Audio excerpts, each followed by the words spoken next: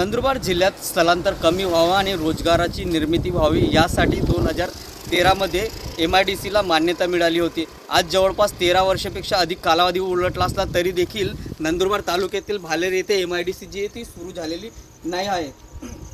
राज्याचे तत्कालीन मुख्यमंत्री पृथ्वीराज चव्हाण आणि उद्योग मंत्री नारायण राणे यांनी या MIDCला मान्यता दिली होती। आज 13 वर्ष उलटण्यात आले तरी देखील नंदुरबार तालुक्यातील MIDC जी आहे ती सुरू झालेली नाही आहे। स्थानिक स्वराज्य संस्था असो किंवा लोकसभा असो विधानसभा असो याचा प्रमुख मुद्दा एकच असतो की भालेर येथील MIDC जी आहे ती लवकरच सुरू होणार, परंतु या गोष्टीला 13 वर्ष उलटण्यात आले तरी देखील MIDC जी आहे ती सुरू झालेली नाही आहे। नंदुरबार जिल्ह्यातील राजकीय नेत्यांनी प्रयत्न केल्यामुळे ही MIDC आली खरी, परंतु ही MIDC सुरू करण्यासाठी प्रयत्न तरी कोण करणार असा काहीसा प्रश्न आता उपस्थित होत आहे। MIDC साठी काहीतरी तांत्रिक अडचणी आहेत, परंतु या तांत्रिक अडचणी सोडवण्यासाठी शासन दरबारी कोण जाणार असा प्रश्न उपस्थित होत आहे। नंदुरबार जिल्हा हा गुजरात राज्याच्या सीमेवरती असल्याने या ठिकाणी नवापूर येथील MIDCला चांगली चालना मिळाली आहे, परंतु तशीच चालना नंदुरबार तालुक्यातील भालेर MIDCला मिळावी अशी अपेक्षा जी आहे ती व्यक्त केली जात होती, परंतु 13 वर्ष उलटल्यानंतर देखील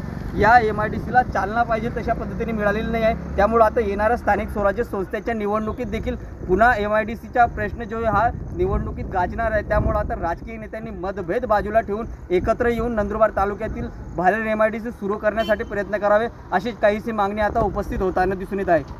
जितेंद्र बैसाना, TV9 मराठी, भालेर, नंदुरबार।